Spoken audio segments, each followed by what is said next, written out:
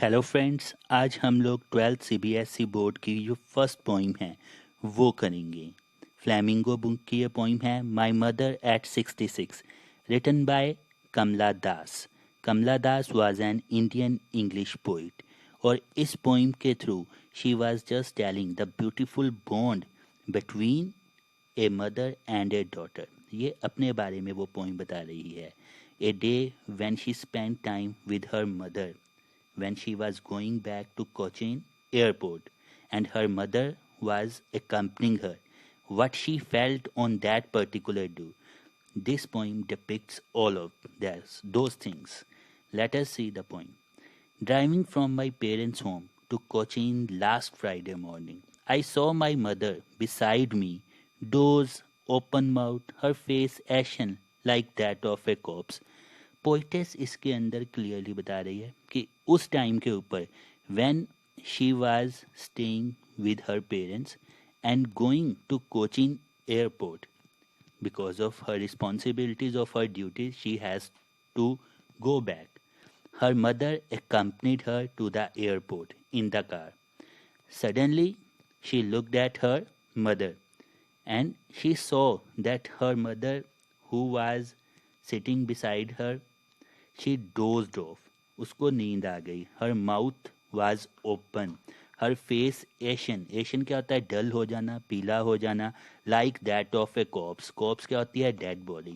उसने जब अपनी मदर को ध्यान से देखा, what she saw that her mother was looking very weak. She was looking old, and her face has no energy, no brightness on her face.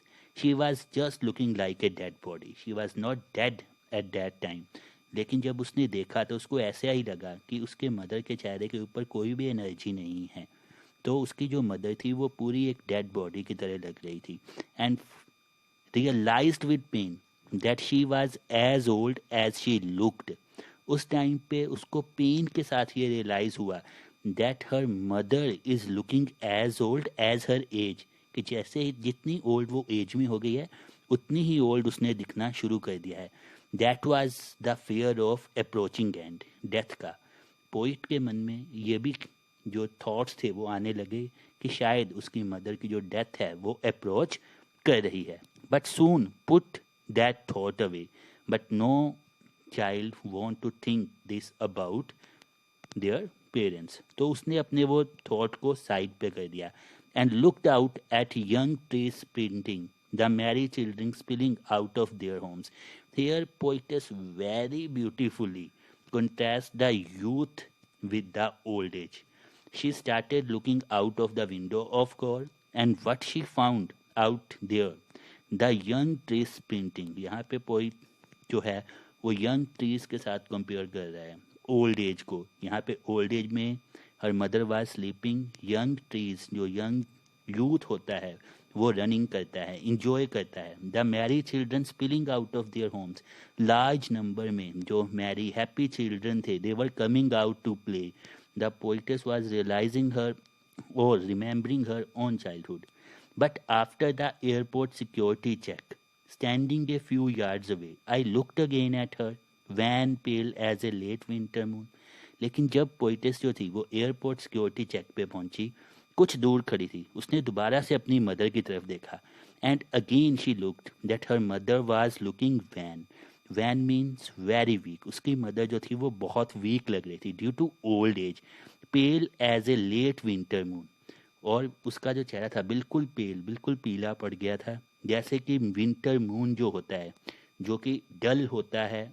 उसका चेहरा भी जो था वो पेल, यहाँ पे मीनिंग उसका भी डल है कि वो बिल्कुल वो डल पड़ चुका था. And felt that old familiar एक माई चाइल्डहुड फेयर. और जो उसको अपने बचपन का फेयर था ऑफ लूजिंग द पेरेंट्स, अपने पेरेंट्स को लूज कर देना, वो जो फेयर था, वो डर था, वो फिर आ रहा था. तो लेकिन यहाँ पे अब डर क्या था? ओल्ड एज का, डेथ का. कि नेक्स्ट टाइम जब वो अपनी मदर को मिलेगी क्या पता उसकी मदर अलाइव भी हो या नहीं हो.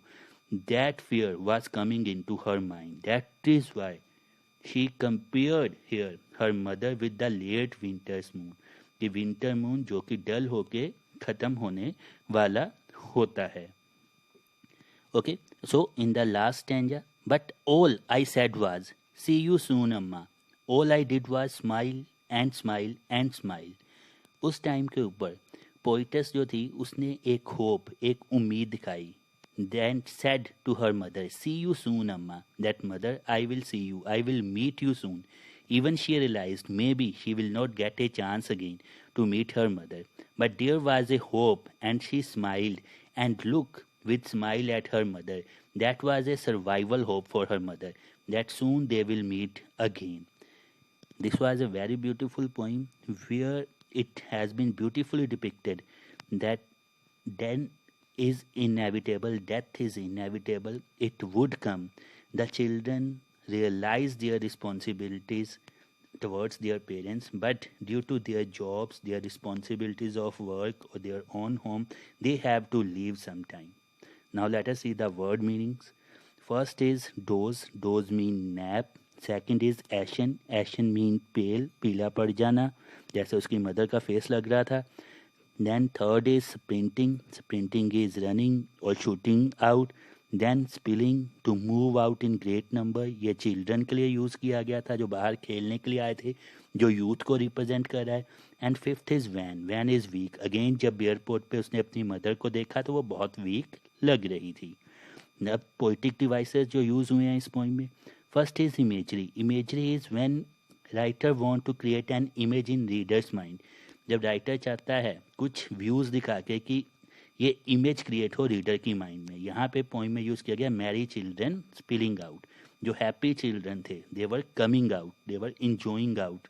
जो सेकंड था सिमिली.